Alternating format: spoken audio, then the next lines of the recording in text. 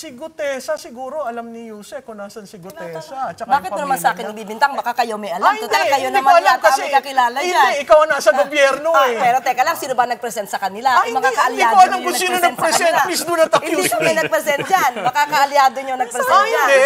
Ayan ang propaganda.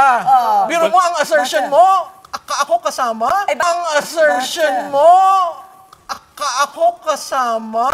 Pero teka lang, sino ba nag-present sa kanila? Ay, Yung mga hindi kaalyado ko alam nyo kung sino nag-present sa nag-present. kanila. Please do not Bakit mo hinahanap sa akin? Baka alam mo. Alam mo, pag ikaw ang estado, never mind. Well, let's I respect this show. I do not want to go to the gutter. So don't start kasi.